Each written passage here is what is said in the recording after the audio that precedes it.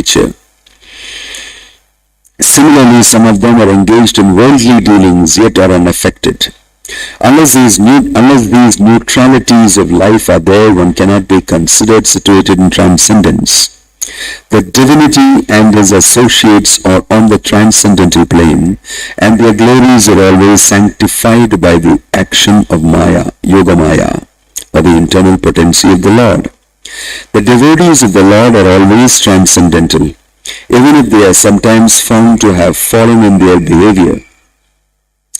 The Lord emphatically declares in the Bhagavad Gita that even if an unalloyed devotee is found to be fallen due to a previous material contamination, he is nevertheless to be accepted as fully transcendental because of his being engaged 100% in the devotional service of the Lord.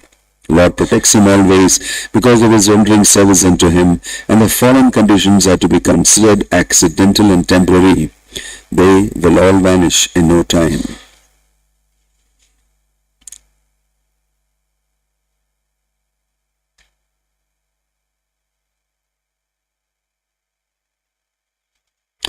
ओम ज्ञानतिमिरन्दस्य ज्ञानाञ्जनशलाकया चक्षुरुन्मिलितं येन तस्मै श्रीगुरवे नमः। श्रीचैतन्यमनोभीष्टं स्थापितं येन भूतले स्वयं रूपकदा मह्यं ददाति स्वपदान्तिकं।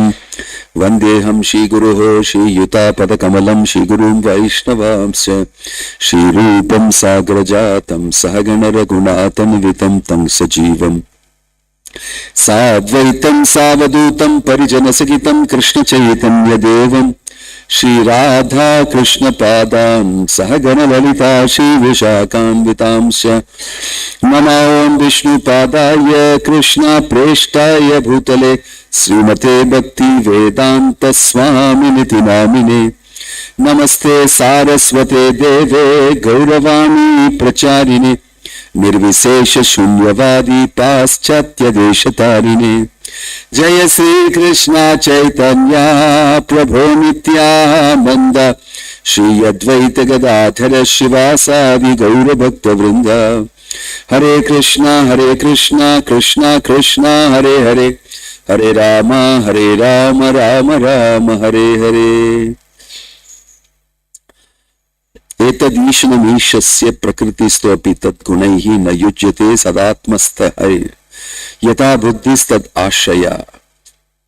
Krishna is returning to Dwaraka after the war is over and is reinstated Yudhishthir Maharaj, or rather installed Yudhishthir Maharaj.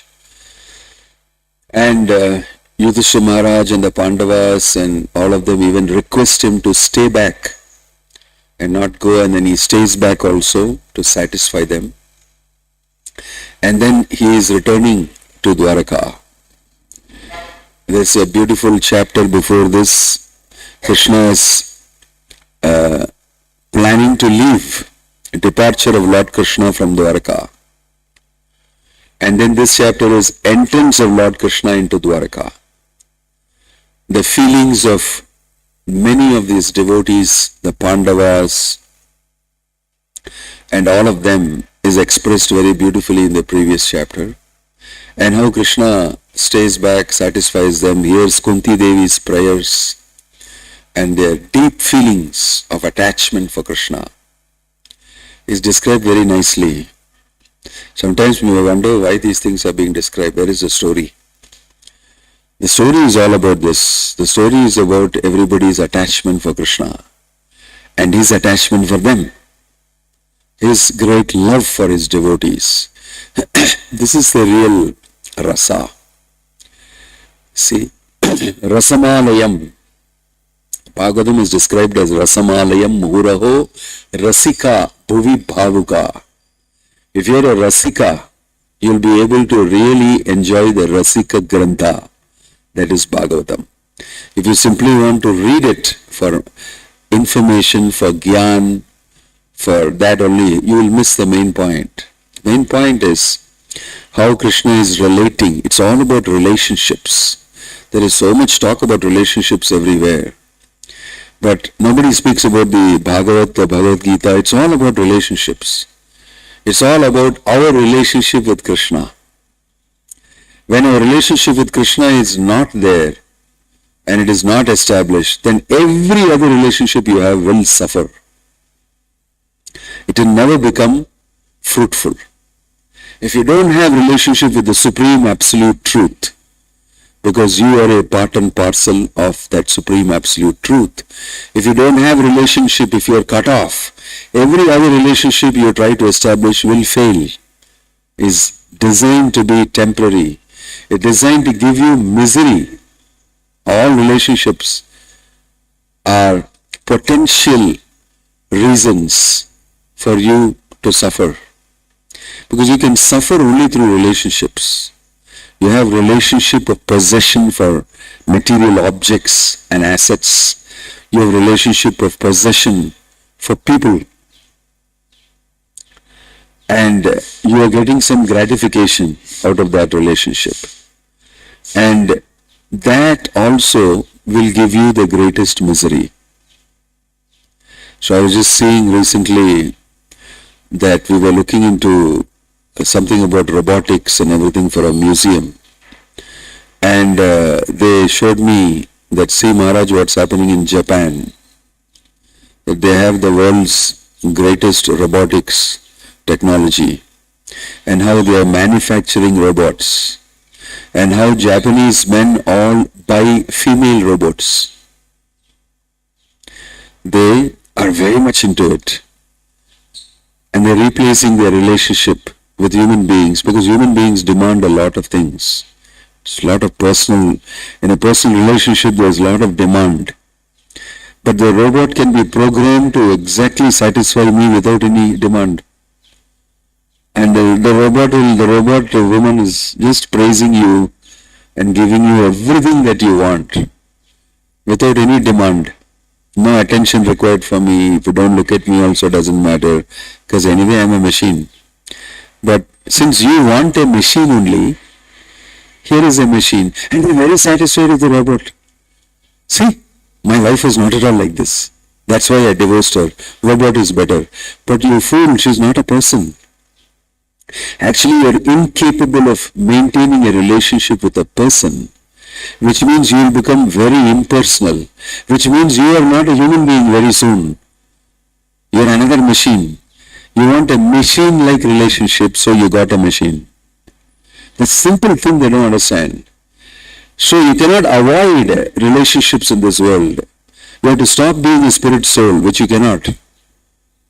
It's your nature. It's your nature to relate with people and enjoy that relationship. And when that relationship is based on Krishna in the center, it becomes highly enjoyable. That is what Bhaktivedanta Swami Prabhupada has established. He has established a community of devotees, and he wanted that community to expand and envelop the whole world. Everybody keeping Krishna in the center. So these chapters are very sweet because they describe in depth what are the feelings of these people. You see, when he comes to Dwaraka, all the ladies go on the rooftop to see him. And then they offer prayers. And their understanding is so high, highly philosophical, plus at the same time deeply emotional and relational with Krishna. They're all ladies from Dwaraka. Very wonderful ladies, all married ladies, unmarried ladies, everybody together. They all have a relationship with Krishna. So they're going on the rooftop to see them, because down it will be like mixing with the men and everything, and too much of crowd and lots of things going on to welcome Krishna. So you go to the rooftops, you can peacefully see Krishna and enjoy. So they go to the rooftop, and each one of them starts speaking. Here is the absolute truth, the supreme person, the source of everything. And they know the philosophy of Krishna consciousness so well. So well. And then they say, he has stolen our heart. Very wonderfully they express. They know what they are doing, and they know who Krishna is. They know who they are. They know the entire reality and the truth, and they express their love for Krishna. This is very amazing, very educated class of devotees. All these ladies, they're expressing themselves. And then you can understand it is not simply some blind love or something. It's love with great education. They know fully well what they're doing, who Krishna is and who am I. And they know their situation very humbly. They are stating, I am simply your servant maid.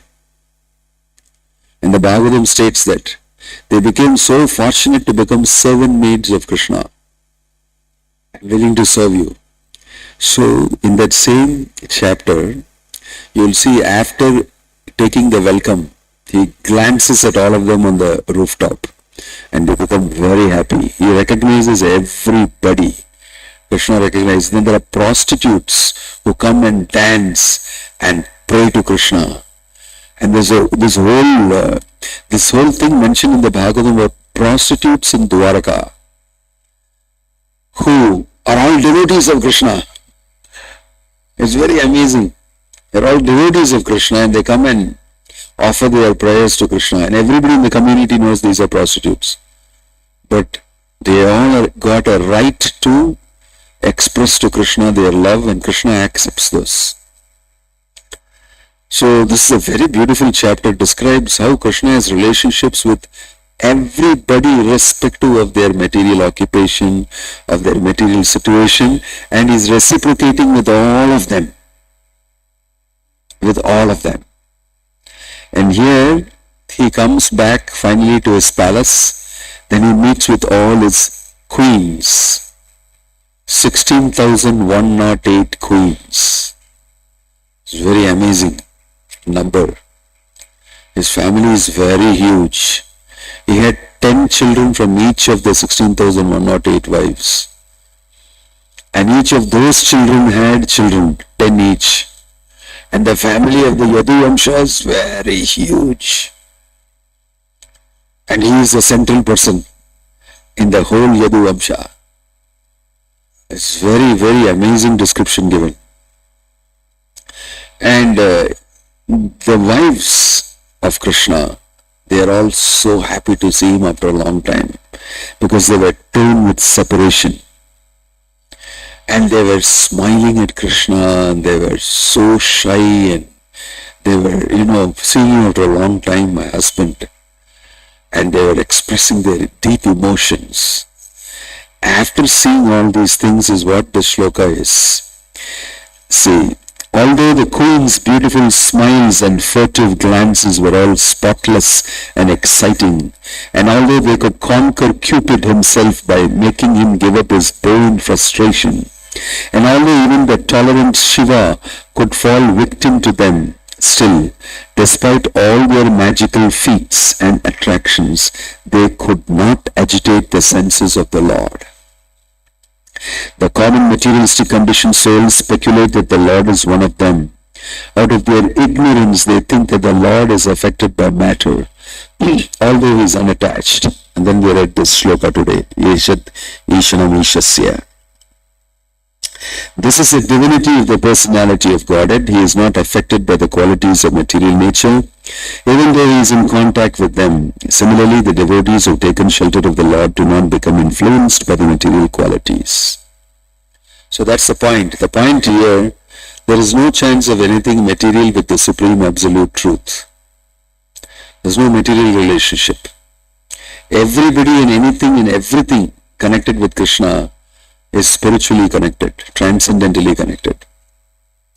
Why? Because he is above the gunas, above the influence of matter. That's explained very nicely. He is the Lord of that. He is Lord of the gunas. Maya tyakshena prakriti suyate sacharacharam hetunanena kaunteya jagat viparivartate. Krishna is explaining that in Bhagavad Gita. That he is above the gunas and he is the master of the guna. So how will he be affected by anything material? So you can see that if you think that the relationship of Krishna with the gopis, with the queens in Dwaraka and all that, if you look at it materially, that is because of your problem. How you see it. And Krishna will never come within your understanding. That's the great flaw All sorts of people write big commentaries on Krishna and how he's a historical personality and he was a great cowboy and he was a great lover of ladies and women, and then he danced Raslila in the night and he was that, he was this. So all materialistic impressions. None of them are true. They cannot get that rasa. They cannot get that understanding of the relationship of Krishna with devotees and with persons who are very transcendental. They will never be given that understanding. They will only by default understand it materially. So, Prabhupada is saying in the Bhagavad Gita, there is no chance of them understanding anything with even academic qualification. Simple academic qualification, you cannot. So somebody may write, I've seen all of them writing great things and getting their PhD. Shishi Jagannath Baladev Subhadra ki, getting their doctorates on many aspects of the Purana and commentary on this and that and everything. But none of them are able to understand. None of them are able to understand. Because you require the blessings of a pure devotee. You require the blessings of Krishna to understand Krishna. To understand Krishna. Krishna may stand in front of you and you may not understand him. Duryodhana was standing in front of Krishna. He is looking at him like an enemy. I'll finish you. It's so pathetic. And you cannot do it. Although you may try to do it. You fail. But the devotee of the Lord is so excited to be in the company of Krishna, and his perspective is completely different. It's completely different. I want to serve you, my sweet Lord. By your mercy, I am situated in the reality and in the understanding. You see, that's why Arjuna in the 10th chapter, yesterday we were discussing this, in the 10th chapter, after Krishna has told him about his greatness, in the 10th chapter, and then he, between 8th to 11th shlokas, the famous Chatushloki of the Bhagavad Gita, he will explain very beautifully, therefore my devotees like me. He's explaining that I'm great, my devotees know me, and he's saying, therefore they like to hear about me. Katayantascha mam nityam tushyanti cha ramanti cha. I am very attractive. I am very great actually. You can fall in love with me. I am capable of attracting you for good. You will not be attracted to anything else in this world. He's explaining to Arjuna that. And I am very dear to that, and I am fully absorbed with my devotees. I will go out of my way to make him understand me, if he shows a little inclination. Tesham evanukampartam ahamajnana jam tamah nashayami atmabhavasto jnanadipena baswata. I will even give him all intelligence and understanding. He goes out of his way to explain what he does for his devotee. Right? And then immediately Arjuna responds by saying, he also gets very excited. Because it's Arjuna who is posing all the questions till now. And Krishna is patiently answering. And this is the first open response in the 10th chapter from Arjuna. Say, yeah, what you say is right. What you say is right. You are very kind to your devotees. You are very great. You are the master of everything. In those four shlokas, you can get the entire essence of Bhagavad Gita. And Arjuna responds to saying, what you are saying is completely correct. Param Brahma, Param Dhama, Pavitram, Paramam Bhavan, Purusham, Shashvatam, Divyam, Adidevam Ajam Vibhum. Ahustvam Rishayas Sarve Devarshi Naradasata Asito Devalo Vyasa Swayam Chaiva Bravishime. You are the supreme abode, you are the supreme Lord, the supreme person, you are the supreme absolute truth. And I have heard this from Asita Devala Vyasa, and now you are yourself telling it to me. I completely believe in you. Sarvameta Dhritamanye Yanbam Vadashi Keshava. And then he goes to say, Naite Bhagavan Vidur Devana Danava. The Devas don't know you like this, like I am knowing you. Right? Vidur Deva na Danava, and neither do the other people, the Danavas also know you. They don't understand you. They cannot know you. Only the devotees can know you. Bhaktyamam abhijanati yavanyaschashma tattvata. So here, do not think that the Lakshmis, the goddesses of fortune there, Rukmini, Satyabhama, Kalindi, Bhadra, all of them, the 8 principal queens of Krishna, they, in their understanding, are not having anything material about Krishna, their relationship. It's completely based on pure love. Based on pure love of Krishna, and Krishna is reciprocating. But the people who watch, their consciousness is contaminated, and those who hear it, their consciousness is contaminated, so they think about it in a different way. That is unfortunate. But what's going on is rasa, relationship. And we are not able to understand it, we are not able to get into it because we have a polluted consciousness. So to understand Krishna's pastimes, to understand Krishna, you need the blessings of the Lord. You need the blessings of a pure devotee of the Lord. And this is a very important point. You can't capture Krishna through your gyan, through mugging up shlokas, through just by-hearting things and then repeating them and getting name and fame. You can't understand Krishna. In the process, what you're losing is understanding of Krishna. But these great devotees, all these queens of Krishna, 16,000 of them were married by Krishna. Bhaumasura's wives, prisoners there. His hobby was collecting beautiful ladies. Today's we have a hobby, somebody collects stamps, somebody collects coins, somebody connects this, somebody has this. His hobby was collecting nice looking ladies.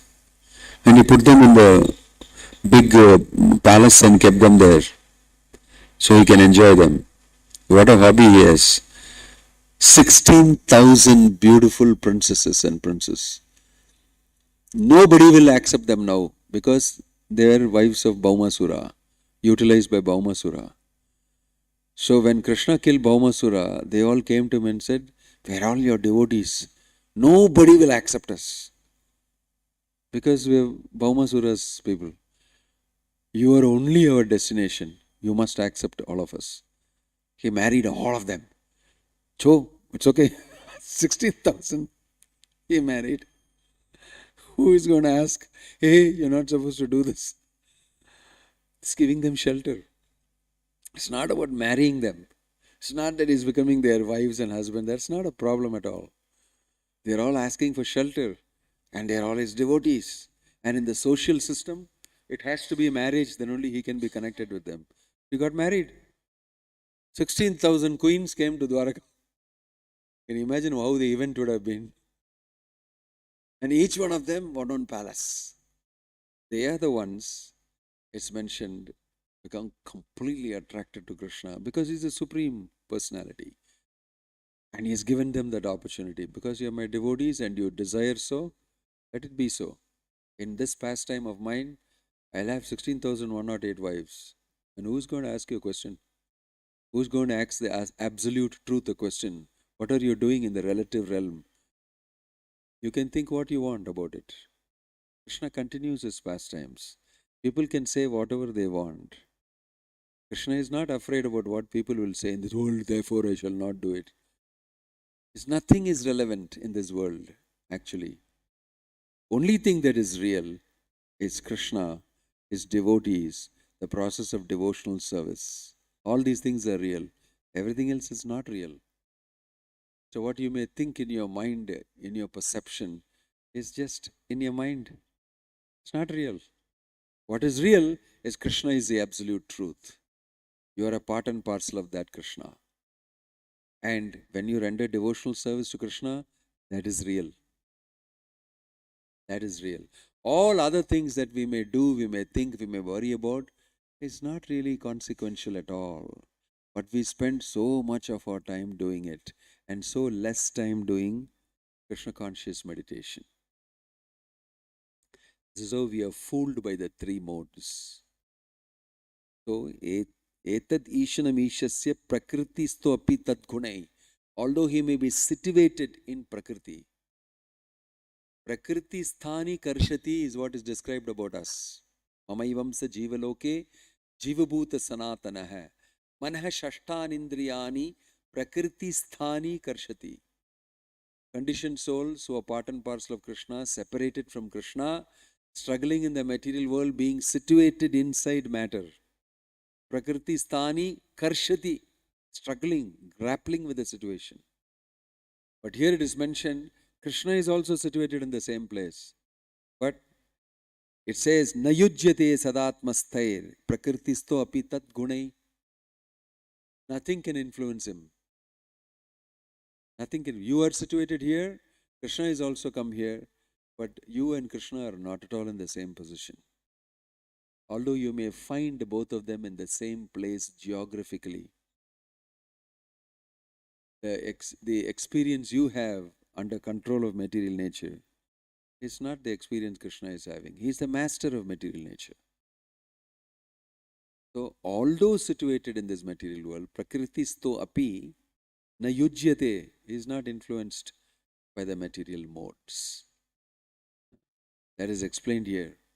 So, what we should understand is, and the verse goes further to say, even devotees are like that. Pure devotees of the Lord are similarly free from influence. This is very important to note. How we discussed the other day how Narada Muni was freely moving around with the Asuras, and he goes to Devaloka, he also goes to Vaikuntha. He goes everywhere.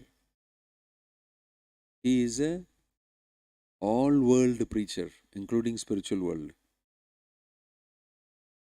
Some of us are preachers in the material world. We travel in small places here and there.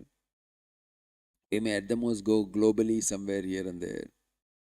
But Narada Muni, Prabhupada called him a transcendental spaceman. He goes everywhere, even to the spiritual world. He goes everywhere, and he goes to the Asuras.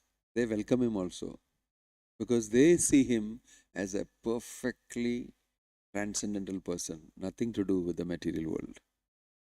And they relate with him, and he relates with them.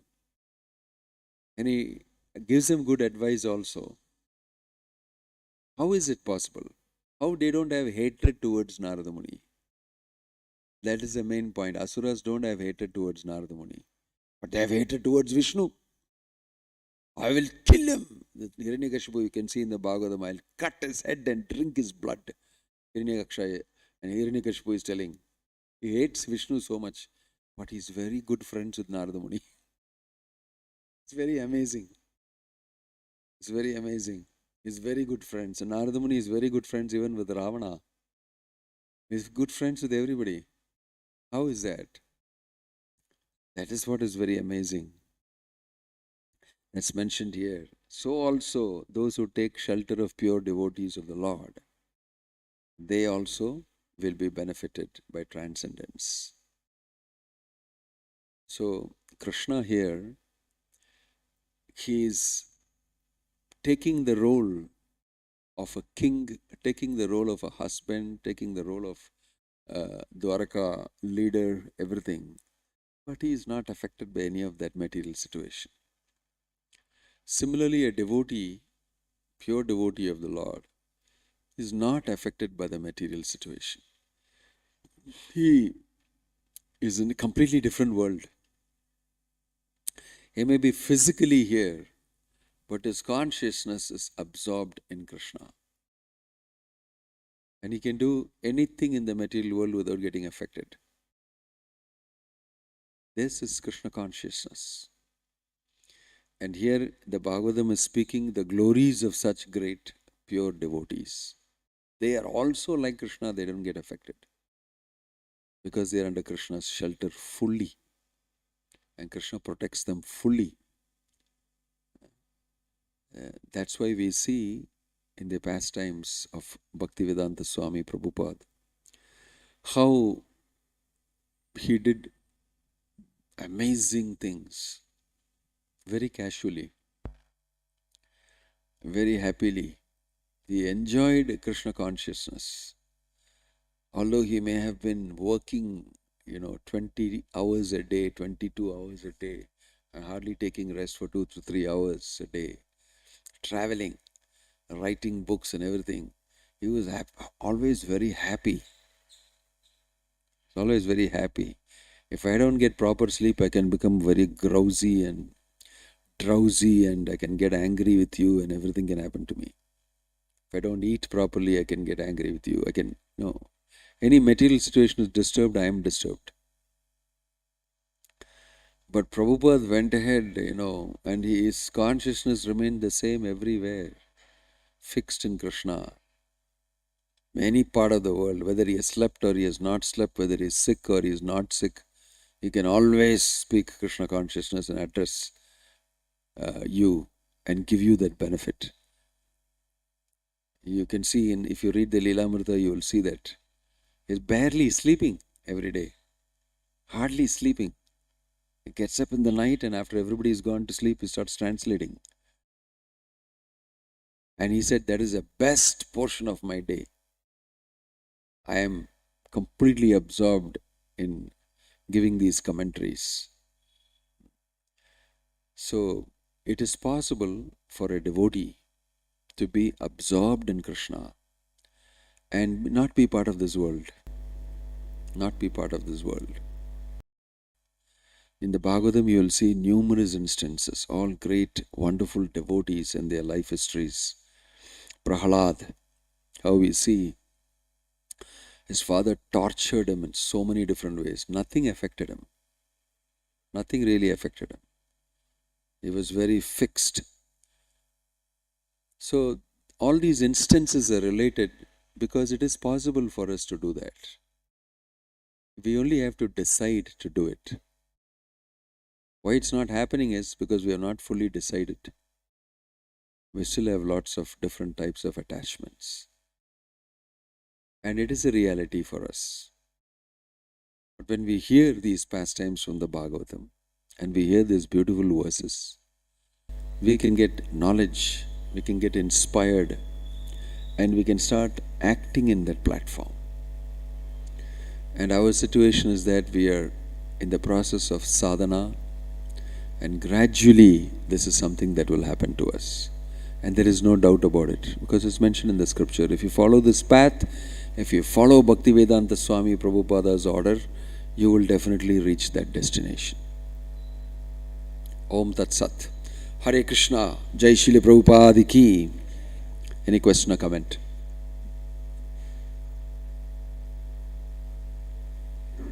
Yeah.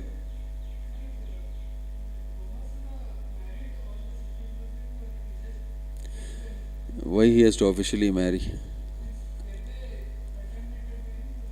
Those details I did not ask Bhaumasura. How do I know? You don't need to be so gross. In Kali Yuga only we need to be so gross. In the Vedic system, if anybody stays with a man, that's all. He is as good as a husband.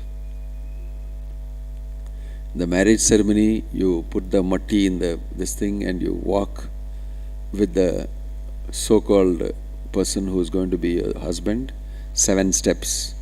Walk 7 steps, she belongs to you. You're as good as wife. You don't need to, ask, oh, did you, and all that. So, that is 5,000 years back you're talking about. More than that, in Dwaraka, a pretty good cultured society, and Krishna is there. And they're all staying under the shelter of Krishna because he accepted them as his wives. So, I don't know whether Bhaumasura did this or that to them. Maybe we can do some research.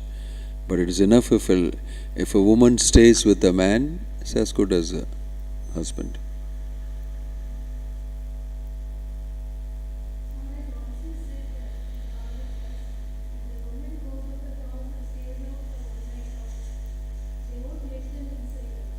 Yeah. It's mentioned by Prabhupada. You can see that in many of the places. Even now they follow in some places. So they all were captured by Bhaumasura and they were imprisoned by Bhaumasura for his enjoyment. So, I am not officially married. You see, there is no registration of marriage. But I was with Bhaumasura for so long. But you can't prove that I am married. Because officially it's not registered. So therefore I am not married. Those are all Kali Yuga stuff. It's all as per paper. Everything as per record. Certificate. Document. But inside you're doing all sorts of nonsense. You're already the wife of so many people. But I'm not married. Who's going to listen to this? Marriage has no meaning. They've gone beyond cultural stuff. So I don't think that is a measure. Any other question or comment? Om Tat Sat, Hare Krishna, Jai Shri Prabhupada ki, Grantaraj Srimad Bhagavatam ki.